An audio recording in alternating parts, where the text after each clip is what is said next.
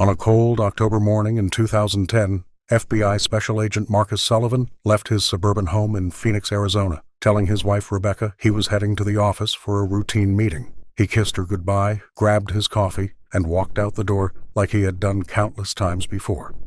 But Marcus never made it to the FBI field office that day.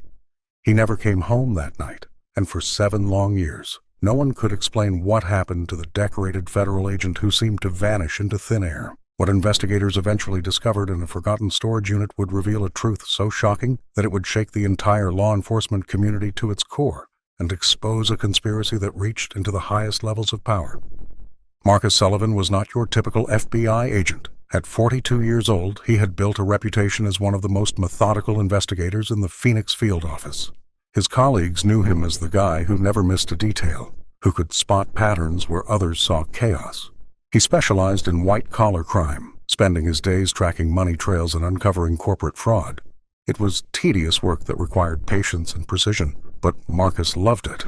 He found deep satisfaction in bringing down corrupt executives who thought they were too smart to get caught. His desk was always organized, his case files meticulously detailed, and his conviction rate was among the highest in the bureau. His wife Rebecca often joked that he treated their household budget with the same scrutiny he applied to criminal investigations, checking every receipt and tracking every penny. But that attention to detail, that compulsive need to document everything, made his disappearance all the more baffling. Marcus was not the type to just walk away from his life without leaving some trace behind. The morning of October 15th started like any other Friday. Rebecca remembered it clearly because they had discussed their weekend plans over breakfast. Their daughter Emma was coming home from college for fall break, and they were planning a family barbecue in their backyard. Marcus had already bought the steaks and was excited about trying a new marinade recipe he had found online. He seemed happy that morning, talking about how he wanted to surprise Emma by repainting her old bedroom in her favorite color. He left the house at 7:30, wearing his usual dark suit and carrying his worn leather briefcase that Rebecca had given him for their 10th anniversary. He stopped at the door, turned back, and told Rebecca he loved her. She would replay that moment in her mind thousands of times over the coming years, wondering if he had known it would be the last time they would see each other. Security footage from their neighborhood showed his silver sedan leaving at exactly 7:32. But after that, Marcus Sullivan seemed to simply cease to exist. When Marcus failed to show up at the office by 9, his partner, Agent David Chen, assumed he had gotten stuck in traffic. Phoenix morning commutes could be unpredictable, especially on Fridays when everyone was eager to start their weekend. Chen even joked to their supervisor that Marcus was probably stuck behind some accident, furiously checking his watch and calculating how late he would be. But when 10 o'clock came and went with no word, Chen started to worry. Marcus was never late without calling. In 15 years with the Bureau, he had never missed a meeting without notice. By noon, Chen had tried Marcus's cell phone a dozen times. Each call went straight to voicemail, which was full and not accepting new messages. He contacted Rebecca, who was immediately alarmed. Marcus always answered her calls no matter what meeting he was in. He had once excused himself from a briefing with the director just to tell her he would be home late for dinner. Together, they reported him missing to the Phoenix Police Department, though the officer taking the report seemed skeptical that a grown FBI agent could simply disappear. The first 24 hours of the search were frantic but organized. Every law enforcement agency in Arizona was notified within hours. Marcus's photo was distributed to airports, bus stations, train terminals, and border crossings. His credit cards and bank accounts were monitored for any activity. His cell phone records were pulled and analyzed by technical specialists. The FBI used their resources to track his phone's last known location, which was near his home around the time he left. But there was nothing after that. No transactions, no phone pings, no sightings reported by the public. His car was found 2 days later in a grocery store parking lot 15 miles from his house. The doors were locked, his briefcase still in the back seat along with his FBI credentials and weapon. The keys were under the driver's seat. There were no signs of a struggle, no blood, no evidence of foul play. The grocery store's security cameras had mysteriously malfunctioned that day, showing only static during the time frame when Marcus's car would have arrived. It was as if Marcus had simply parked the car and walked away into nothingness. The FBI launched a massive investigation, treating it as both a potential kidnapping and a possible voluntary disappearance. They interviewed every person Marcus had contact with in the weeks before his disappearance. His calendar was reconstructed hour by hour. They discovered he had been working on several sensitive cases involving money laundering and corporate fraud. Each case was examined for potential threats. They reviewed every case he had worked on in his entire career, looking for someone with a motive for revenge. Marcus had helped convict dozens of white-collar criminals over the years, many of whom had lost everything and gone to federal prison because of his investigations.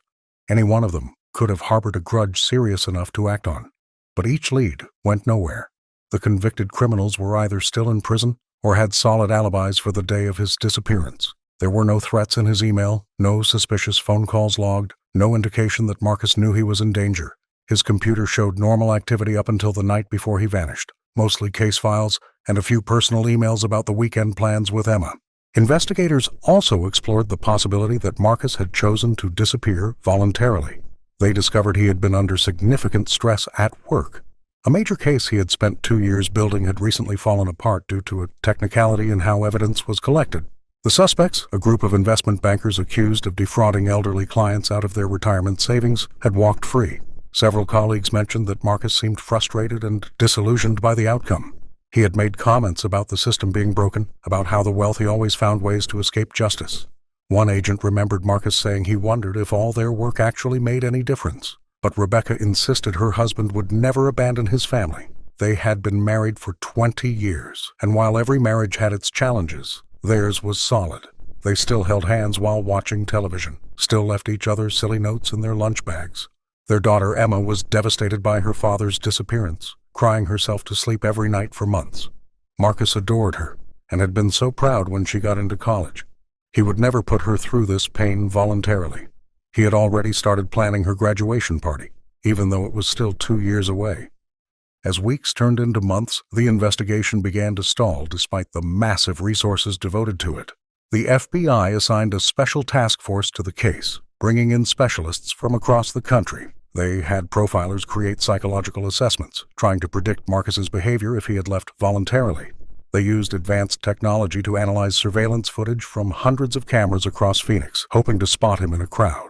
They brought in dogs trained to detect human remains, searching the desert areas around Phoenix where a body could be hidden. They even consulted with psychics, though no agent would admit it publicly. The case was featured on national news programs and crime shows.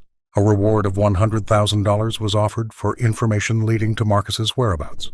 But despite all their resources and expertise, despite thousands of tips from the public, they found nothing. Marcus Sullivan had vanished more completely than any fugitive they had ever hunted. Rebecca struggled to maintain hope as the first anniversary of Marcus's disappearance approached. She had taken a leave of absence from her job as a high school principal to focus on finding her husband. She spent her days making phone calls, sending emails, and posting on social media. She called hospitals, morgues, and police departments across the country, always describing Marcus the same way, hoping someone would recognize him. She created a website with Marcus's photo and information, begging anyone with information to come forward. She appeared on news programs and true crime podcasts, keeping her husband's case in the public eye. She hired a private investigator with her savings, someone who claimed to have connections the FBI didn't. But as time passed, even she began to accept that Marcus might never come home. The private investigator eventually returned her money, saying there was nothing more he could do. Friends and family tried to comfort her, but she could see in their eyes that they had given up hope. The case officially went cold after 18 months. The task force was disbanded, its members reassigned to active cases. The investigation was reduced to a single agent who would periodically review the file for new leads. Rebecca was told that unless new evidence emerged, there was nothing more they could do. The agent assigned to the cold case was young and eager, promising Rebecca he would never stop looking, but she could tell he was just trying to be kind. She and Emma tried to move forward with their lives, holding a memorial service for Marcus on the 2nd anniversary of his disappearance. Friends and colleagues gathered to share memories and offer support. They told stories about Marcus's dedication, his sense of humor, his love for his family. But without a body, without answers, there was no real closure. Rebecca couldn't bring herself to declare Marcus legally dead. Some part of her still believed he would walk through their door one day with an explanation for everything. She kept his coffee mug on the kitchen counter, still in the exact spot where he had left it that last morning. Life continued in this strange limbo for 5 more years. Emma graduated from college with honors, got married to a wonderful man named James, and had a baby boy. Rebecca eventually returned to work, finding comfort in the routine of managing a school and helping students. She kept Marcus's belongings exactly as he had left them, his clothes still hanging in the closet, his reading glasses still on the nightstand, his favorite chair still positioned where he liked it by the window. Friends gently suggested she might benefit from therapy or a support group for families of missing persons, but Rebecca insisted she was fine. She had accepted that she might never know what happened to her husband. The not knowing was painful, creating a wound that would never fully heal, but she had learned to live with it. She found ways to honor Marcus's memory, establishing a scholarship in his name at Emma's College and volunteering with organizations that helped families of missing persons. Then, in November of 2017, everything changed with a single phone call. It came on a Tuesday afternoon while Rebecca was in a meeting with teachers. Her assistant knocked on the door, saying there was an urgent call from the FBI. Rebecca's heart nearly stopped. After 7 years, any contact from the FBI about Marcus could only mean one thing. They had found his body. She took the call in her office with trembling hands. But the agent on the other end didn't have news about a body. Instead, he told her about a storage facility on the outskirts of Tucson, about 100 miles from Phoenix. The manager there had been clearing out units whose rental fees hadn't been paid in over 6 months. Unit 417 had been rented under the name Michael Sanders, but the credit card on file had been declined repeatedly since May. They were preparing to auction off the contents when they discovered something that made them contact the police immediately. The Tucson Police Department sent 2 officers to investigate what the storage facility manager had described as suspicious documents. What they found in that storage unit would crack open the cold case of Marcus Sullivan's disappearance and reveal a conspiracy that no one had imagined. The 10 by 12-foot space was packed from floor to ceiling with boxes, filing cabinets, and computer equipment. At first glance, it looked like someone had stored old office supplies, the kind of things people put away and forget about. But when the officers began examining the contents more closely, they realized they had stumbled onto something far more significant. There were hundreds of financial documents, bank statements from multiple countries, and corporate records from dozens of companies. There were photographs, recordings, and detailed notes about meetings and conversations.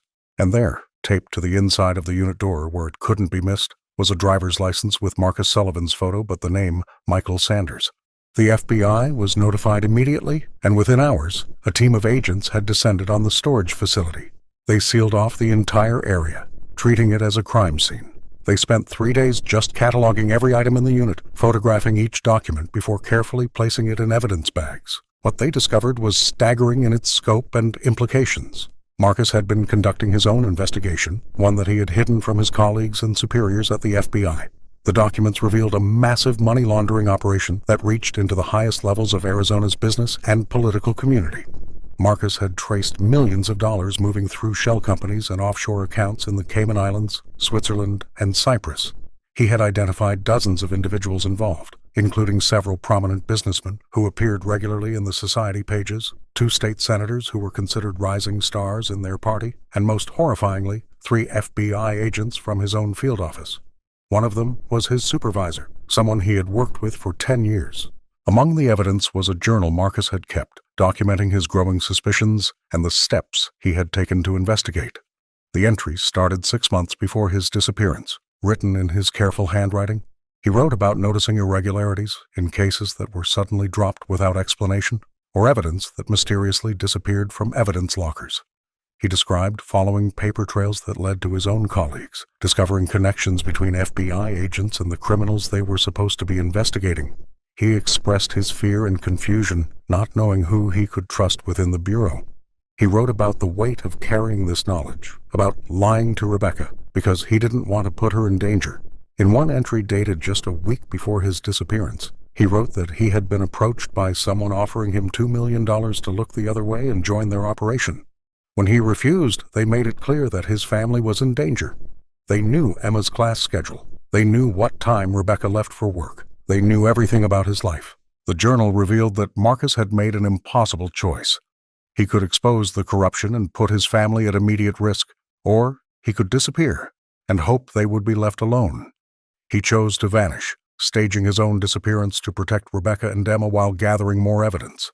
He had spent months preparing, creating the Michael Sanders identity complete with a fake background and credit history, renting the storage unit and gathering evidence that would be undeniable when it was eventually discovered.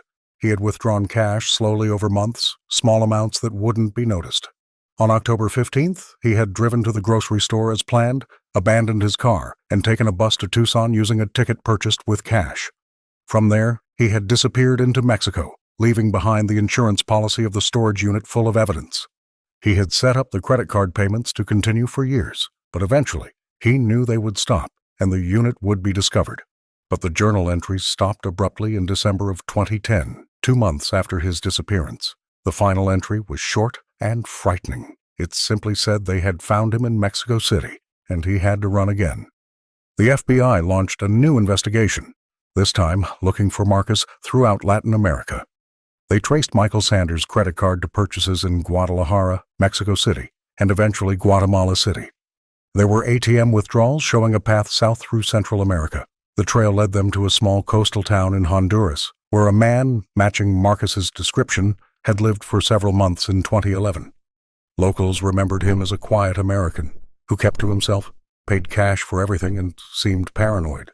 He had rented a small house on the edge of town, never had visitors, and was often seen looking over his shoulder. He had left suddenly one day without saying goodbye, leaving behind some clothes and books in English. The landlord said he had seemed frightened the last time they spoke.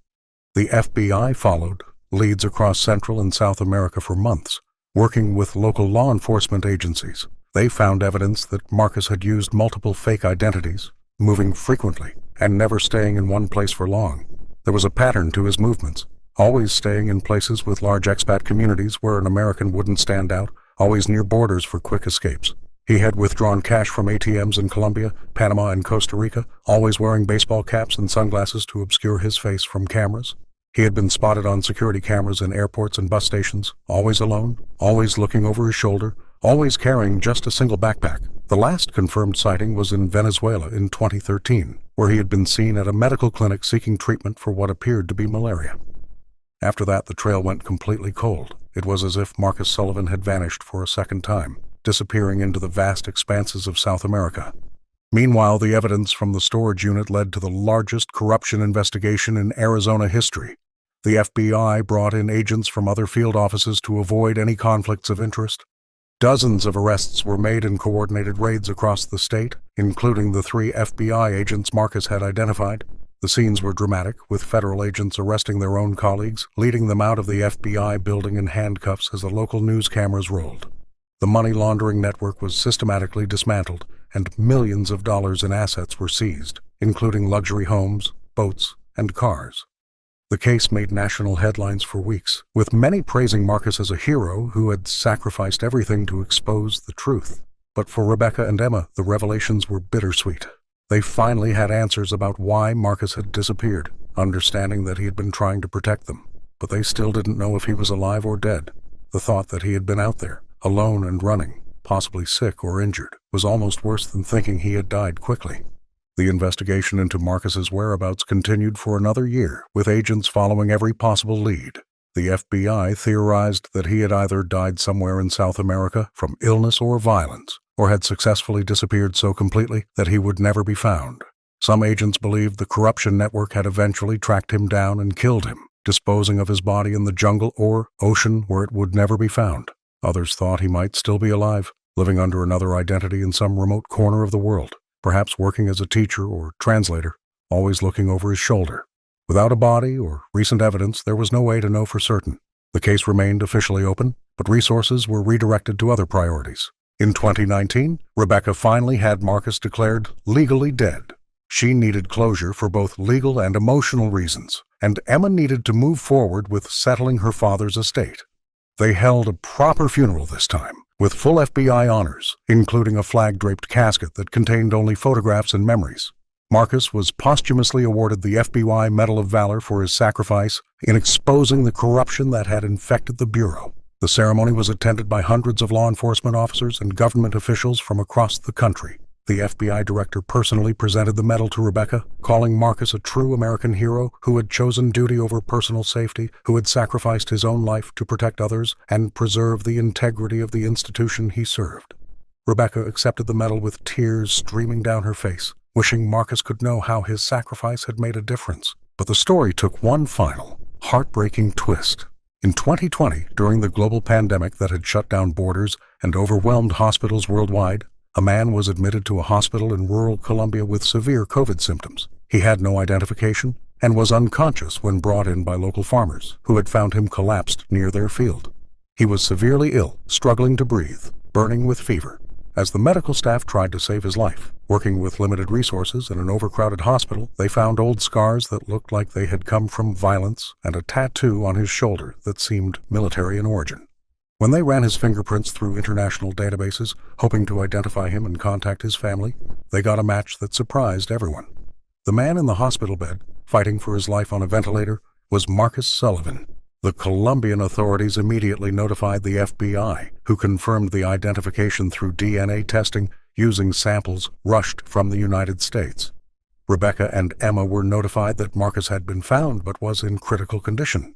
They desperately tried to arrange travel to Colombia, but pandemic restrictions made it impossible. They could only wait for updates from the hospital, praying for a miracle. Marcus died 3 days later from complications of the virus, never regaining consciousness. He died alone in a foreign country, thousands of miles from the family he had tried so hard to protect. The nurses who cared for him said he had called out names in his delirium, Rebecca and Emma, over and over again. Even in his final moments, his family had been in his thoughts. The Colombian authorities were able to provide some information about Marcus's final years based on their investigation. He had been living under the name Martin Sawyer in a small mountain village, working as an English tutor for local children. The villagers knew him as a kind but sad man who never talked about his past. He lived in a simple one-room house, grew his own vegetables, and kept completely to himself. He had no phone, no computer, no connection to the outside world. Some villagers thought he was a former soldier dealing with trauma. Others assumed he was running from a broken heart. No one suspected he was a former FBI agent who had exposed one of the largest corruption scandals in American law enforcement history. He had successfully disappeared, living a quiet life of exile until the pandemic found him in his remote hiding place. Rebecca and Emma were finally able to bring Marcus's body home for burial next to the memorial stone they had placed years earlier. The mystery of what had happened during those missing years, the full story of his life in hiding, died with him. Had he found any peace in his exile? Had he made friends? Had he thought about coming home? They would never know these answers. But they finally had closure, the kind that comes not from understanding everything, but from knowing the waiting is over. Marcus Sullivan, the FBI agent who had sacrificed everything to expose corruption, who had spent 10 years in hiding to protect his family, was finally at rest in American soil. The storage unit discovery had revealed the truth about Marcus's disappearance and exposed a vast corruption network that might have continued operating for years without his sacrifice. Over 50 people were eventually convicted based on the evidence Marcus had collected. The investigation recovered over $100 million in stolen funds that were returned to victims. New oversight measures were implemented at the FBI to prevent similar corruption from taking root. Marcus's story became required reading at the FBI Academy, a case study in integrity and sacrifice. Young agents learned about the man who had given up everything, rather than be corrupted or allow corruption to flourish. Rebecca still visits his grave every week, bringing fresh flowers and updating him on Emma's life and their grandchildren. She tells him about the changes in the world since he left, about how his sacrifice had made a difference in ways he could never have imagined.